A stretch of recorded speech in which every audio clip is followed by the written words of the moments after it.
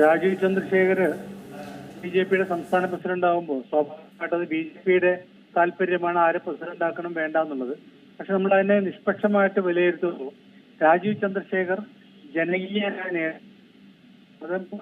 സമയത്താണ് നമുക്ക് പറയാൻ പറ്റില്ല. അദ്ദേഹം അടുത്ത കാലത്താണ് രാഷ്ട്രീയത്തിൽ സജീവമായിട്ട് ജനങ്ങൾക്കിടയിലൂടെ രാഷ്ട്രീയ പ്രവർത്തനം നടത്തിയിട്ട് വളർന്നു വന്ന ആളല്ല രാജീവ് ചന്ദ്രശേഖർ. അതുകൊണ്ട് തന്നെ അദ്ദേഹത്തിന് ഈ ഗ്രാസ് റൂട്ട് ലെവലിലുള്ള പ്രവർത്തകരുടെ വികാരങ്ങളും വിചാരങ്ങളും അതുമായി ബന്ധപ്പെട്ട തന്ത്രങ്ങളും ഒന്നും കൃത്യമായിട്ട് മനസ്സിലാവാനുള്ള സാധ്യത വളരെ കുറവാണെന്നാണ് ഞാൻ വിചാരിക്കുന്നത്. അദ്ദേഹത്തിന് സാമ്പത്തികമായിട്ട് വലിയ പിൻബലമുണ്ടെന്നുള്ള കാര്യത്തിൽ സംശയമില്ല.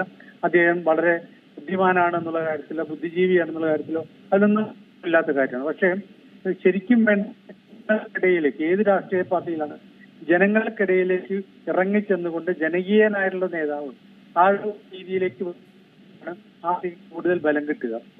അത്തരത്തിൽ രാജീവ് ചന്ദ്രശേഖരൻ ഇതുവരെ തെളിയിക്കാൻ കഴിഞ്ഞിട്ടില്ല. അദ്ദേഹത്തിന് ഇനി അങ്ങോട്ടേക്ക് ആ ജനകീയത തെളിയിക്കാൻ പറ്റുമോ എന്നുള്ള കാര്യം അത് അദ്ദേഹമാണ് തെളിയിക്കേണ്ടത്. കാരണം ഈ രാഷ്ട്രീയ രംഗത്ത് പൂർണ്ണമായിട്ടില്ലാത്ത ഒരാള്, കേരളത്തിലെ രാഷ്ട്രീയത്തിൽ പ്രത്യേകിച്ചും ഉണ്ടാവാതിരുന്ന ഒരാള്, അങ്ങനെ ഒരാൾക്ക് എങ്ങനെയാണ് ഒന്നാമത് അധികാരമില്ലെങ്കിൽ പോലും പരസ്പരം തല്ലുകൂടിക്കൊണ്ടിരിക്കുന്ന നേതാക്കന്മാരുള്ള പാർട്ടിയാണ് ബി.ജെ.പി. ആ ബി.ജെ.പിയെ എങ്ങനെ ഒരുമിച്ച് കൊണ്ടുപോകാൻ കഴിയുമെന്നുള്ള പ്രധാനപ്പെട്ട ചോദ്യമാണ്. ജനങ്ങളെ പരമാവധി ആളുകളെ തങ്ങൾക്ക് അനുകൂലമാക്കി മാറ്റിയെടുക്കാൻ പറ്റുന്ന ആ രീതിയിൽ പ്രസംഗം കൊണ്ടോ ഊർജ്ജസ്വലമായുള്ള പ്രവർത്തനം കൊണ്ടോ ഒക്കെ അങ്ങനെ ഉണ്ടാക്കി തീർക്കാൻ പറ്റുന്ന ഒരു നേതാവാണ് രാജീവ് ചന്ദ്രശേഖർ എന്നുള്ളതൊക്കെ അദ്ദേഹത്തെ കുറ്റപ്പെടുത്തുകയല്ല, അദ്ദേഹം തെളിയിക്കേണ്ടതുണ്ട്. തെളിയിച്ചു കഴിഞ്ഞ ഒരു നേതാവല്ല. നമുക്ക് നേരത്തെയൊക്കെ കെ.ജി. മാരാരെ പോലൊരു നേതാവ് ഏറ്റവും സ്വീകാര്യനായിട്ടുള്ള ഒരാളായിരുന്നു കെ.ജി. മാരാർ.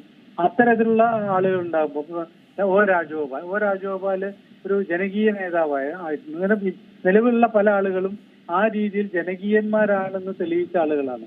സ്വാഭാവികമായിട്ടും അതില്ലാത്ത ഒരാൾ പാർട്ടിയുടെ അധികാരത്തിലേക്ക് വരുമ്പോൾ അദ്ദേഹത്തിന് എങ്ങനെയാണ് ഈ പാർട്ടിയെ മുന്നോട്ടേക്ക് കൊണ്ടുപോകാൻ കഴിയുക എന്നുള്ളത് നമുക്കത് ഒരിക്കൽ പോലും കുറ്റപ്പെടുത്തി പറയാൻ പറ്റില്ല. കാരണം ഒരുപക്ഷെ അദ്ദേഹമായിരിക്കും ഒരു മികച്ച പ്രസിഡന്റായിട്ട് പ്രവർത്തിക്കാൻ പോകുന്നത്.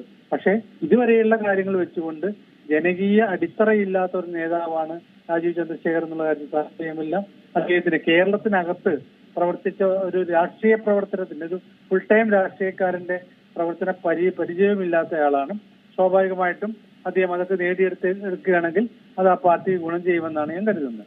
ഏറ്റവും പുതിയ വാർത്തകളും വിശേഷങ്ങളും വിരൽത്തുമ്പിലറിയാൻ സീ മലയാളം ന്യൂസ് എല്ലാ ഡിജിറ്റൽ പ്ലാറ്റ്ഫോമുകളിലും ലഭ്യം.